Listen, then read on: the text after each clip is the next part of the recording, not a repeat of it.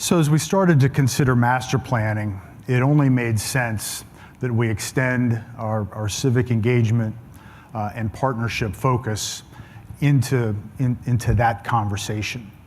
And have, in fact, one of the first principles as we started our master planning process that the board adopted was to go nowhere without a partner. We're not there yet, but I think as a guiding principle, that's something that is important to us. Now, one of the partnerships from a regional standpoint that we're interested in, that I talked about some of our partnerships with high schools. I've talked about some of our university partnerships. But when you look at our map and you overlay the library's map, it really gives you an opportunity to see how we could make higher education ubiquitous in the community. I tell Pat Lisinski, the CEO of the library, all the time, I want to be Starbucks to his Barnes & Noble, because I'd love to have the opportunity for that kind of access. May not be to take a class, but to have to meet with the financial aid counselor, to meet with an advisor, perhaps to take a test if you're in the online class. There's some real opportunities there, and master planning gives you the opportunity to kind of step back from reality and start to evaluate opportunities. As we started to focus downtown in Columbus, one of the data points that became really interesting early on was this Cleveland and Grant spine. So if you consider Columbus State and our close proximity to Fort Hays High School, when you add to it kind of the core of the creative campus of CCAD, Columbus Art Museum, Capitol Law, and others, and then when you put Franklin and even downtown high school in the mix, if you just look at the higher ed institutions, Franklin, Capitol Law, CCAD, and Columbus State, the enrollment there would make up, I think, the 7th or 8th largest Big Ten university. So when you think about a city that has 2 Big Ten universities and the economic impact that could draw from that, it really starts you to thinking about some interesting possibilities. So that became an important guiding principle for us. One of the things we did with our master plan was really try to connect with things that were going on around us. When I got here 3 years ago, master planning was not even on my list. But it was one of those situations where between the 670, 71 construction, that's why we started so early today, because if we didn't, you guys wouldn't have been able to get here between 8 and 9. Between the downtown master plan, and part of that was the creative campus plan and work that was going on in the Discovery District, I'd find myself in meetings that said, well, what are your guys' plans? And we really didn't have one. So working to figure out how our puzzle pieces fit in with everybody else's really mattered. And what we found early on was that since we are a big player with regard to downtown, our decisions really had impact on a broader scale than just the college. So we try to go out of our way to be as engaging as possible. So I'd like to take you on a little tour of the future and start with I guess a couple of assumptions and principles that were part of the board's resolution. First of all, we don't have any money for any of this. So, the speed with which this happens is something we'll have to kind of work through as a community. But secondly, there's a real focus on, we don't feel like we've got to buy any more property. We've got some real land banks with our parking lots. So the ability to address parking in a different way and perhaps get greener is something that is a real priority from a principled standpoint in our master plan. So I think you can see kind of where we are from here, and we're going to start to zoom in and see what's possible.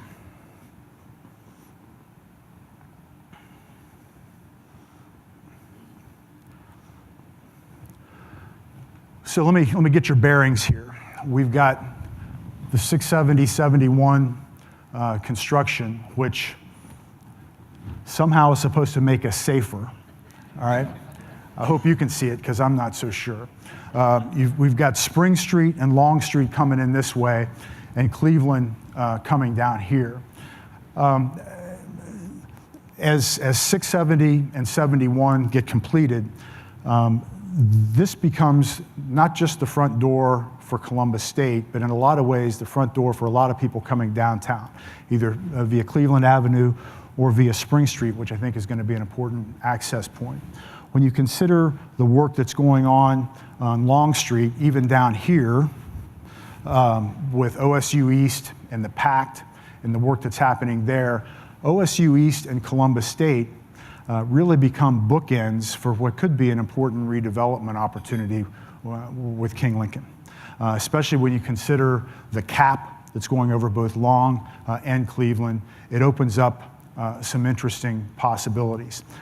The city's work has really been progressing block by block to the east, fueled by phase one of the Creative Campus, which really has been focused on the Art Museum and CCAD, and also Neighborhood Launch, which is starting to bring more and more residential activity closer and closer to the college.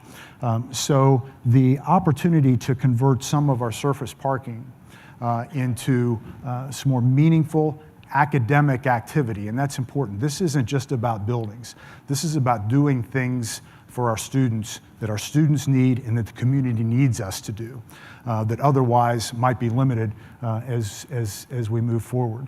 One of the principles is to turn people into pedestrians as soon as possible. It always comes down to parking, doesn't it? So the first thing we focus on is if for students who are coming via Cleveland Avenue to immediately get in a parking garage, which doesn't exist, and for students who are coming in off of Spring to, again, also get into a parking garage quickly, become pedestrians, which also then means we've got to make this whole area much more pedestrian and bike friendly. So I wanted to give you a little bit of context there. I know what this is, but there's no reason that you would. Let me now take you on a little walk as to what might happen if we really buy into this as a community. We're going to fly before we walk.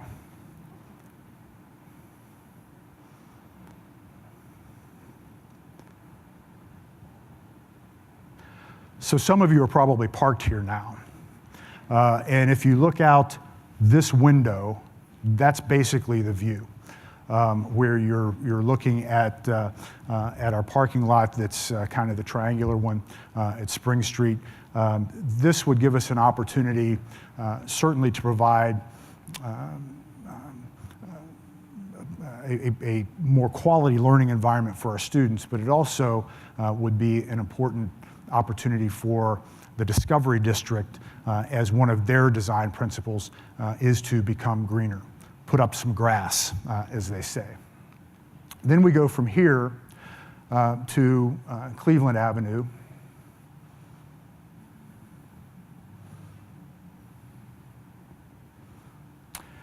And then this is the current view basically right out in front of us at Cleveland and Mount Vernon. And again, this is the entry point currently for a lot of our students. Our students have a heck of a time getting to an 8 or even a 9 o'clock class because traffic out Cleveland is pretty bad. But again, this is the entry point, not just for our students, but for many in the region. Here's what it could look like.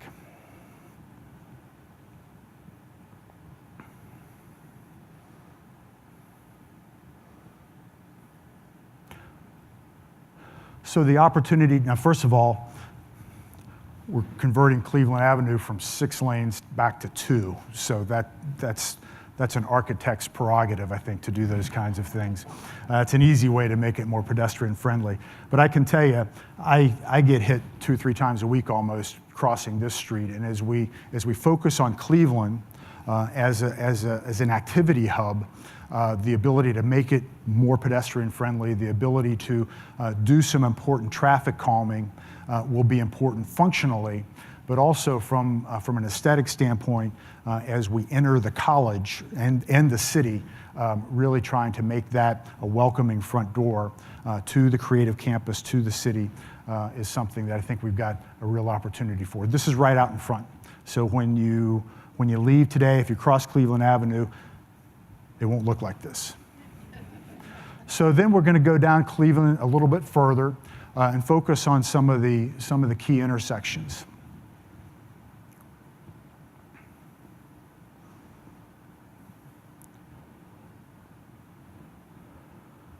So this is the intersection of Spring and Cleveland, where we currently have a parking lot. There's not a lot around it. It's an area that, I talked about Franklin University and some of our other partners. If you look at that Cleveland Grant spine, Franklin is less than a mile from here, but it's not exactly like walking across the oval to get there. And this is the pedestrian path that we have, plus crossing Broad Street and Main Street and those kinds of things. So the opportunity to really address that, I think, exists. But importantly, and most importantly, it really gives us the opportunity to address some important academic needs. So I mentioned the work we're doing with insurance, with financial services. We have one of the largest concentrations of financial services employees per capita in the country. We serve the IT and the data analytics space in an important way, but the facilities that we currently have weren't designed to do that. And it's a common theme. The facilities we have were designed to do different work. I don't know how many new buildings we're going to be able to build, but the ones we do build are going to have an important academic purpose. And the corner of Spring and Cleveland gives us an opportunity to do that with our business technologies focus.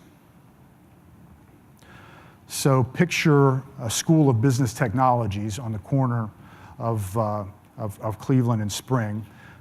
Now, we don't have a school of business technologies. Doesn't mean we shouldn't, doesn't mean we won't. But to have a focal point for that kind of activity with state-of-the-art labs, with opportunities for our faculty to interface with students in different ways, with opportunities to really mirror the high-performance workplace in an academic setting is something that's possible here. And oh, by the way, be able to transform a neighborhood while we're addressing important needs of our students. Let's continue down Cleveland to the Long Street intersection.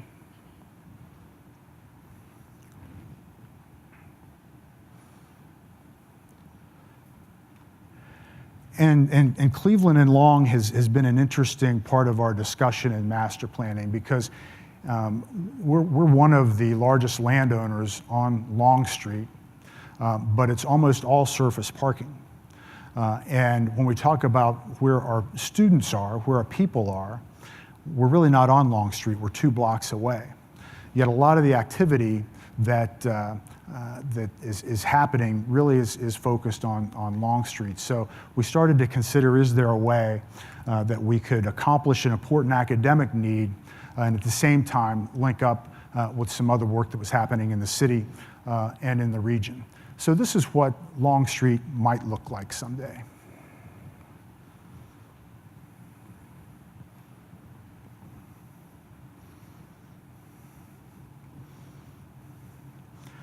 So let's get our bearings here. So we're walking from downtown, from, say, Neighborhood Launch, to the corner of Cleveland and Long. We've got CCAD on our right.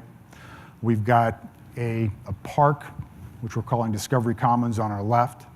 And then on the corner of Long and Cleveland, we have Columbus State's School of Hospitality Management, which we don't have yet.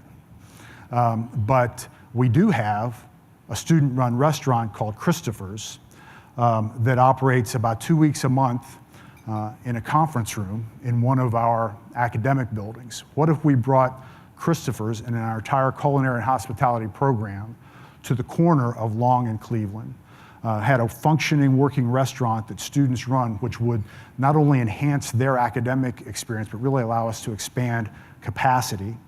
And what if we had some other amenities in that space that could really serve this area? We've worked closely with CCAD and President Griffith on, as they put their master plan together, on how those two could integrate. Student housing hasn't been a focal point for us, or at least it wasn't going in. But as we got into this process and started talking to our students more, housing became more and more of an issue. Again, we serve students from all 88 counties. With Preferred Pathway and some of our other partnerships, this really is becoming a destination. It happens all the time where you've got 4 buddies from Cleveland, 2 of them get into Ohio State, 2 of them come to Columbus State, and they're scrambling on their own to find housing. Well, I don't know about you, but an 18-year-old finding housing on their own doesn't create the kind of academic environment that I want them to be in. So housing really is starting to matter more, and this cluster at Long and Cleveland could really become a collegiate and cultural hub when you consider the Art Museum and other things going on there. We've got a real opportunity with CCAD to make sure we're taking good advantage of shared resources. There's no reason for us both to build the same kinds of amenities, and for partners to be able to work with both institutions to solve perhaps the same problem creates a really interesting dynamic that we want to pursue. When you consider that a block east of here is the CAP that's going over Long Street, and then the entrance into King Lincoln, it really does start to get kind of exciting about what the possibilities are. Now, you may notice that we have Spring and Long Street both two-way. That wasn't my idea. It's something that I think is under consideration with the city, but no one's really going to know that until the 670-71 traffic studies are done and the dust literally settles. But there's some really interesting opportunities here. And then finally, we're going to go down Long, make a U-turn, and come back up Spring Street.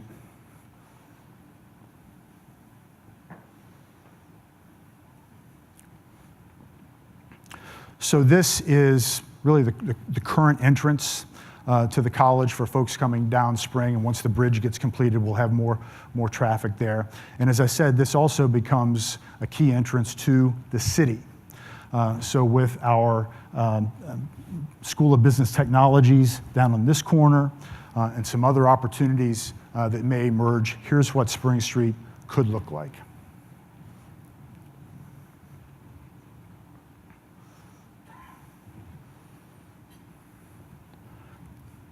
So again, you come off the highway, you get on Spring coming downtown.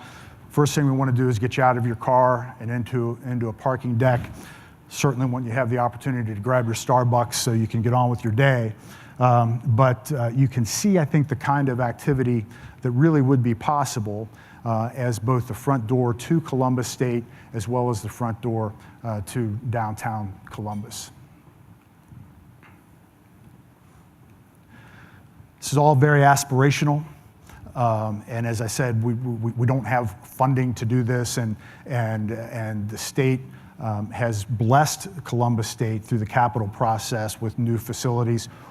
They can't do that anymore, and we know that. So how we do this is something that we'll continue to work through. But in one of the early conversations we had with the Creative Campus Partners, and State Auto has been a great partner and neighbor. Bob Restrepo, their CEO, was talking about the fact that these kinds of facilities decisions are 50-year decisions. And that really stuck in my head, and to the point where for a while we were kind of naming our master plan 50 years forward. But then I concluded that let all of us off the hook. Because when it's a 50-year plan, it's going to be someone else's problem. So that's not what we're looking at this as. But every decision we make going forward, with this framework, it will get us closer to this possibility. I really want to thank you for the time today. This has been a big deal for us to have you here. It's kind of interesting to talk about buildings and to talk about what's possible.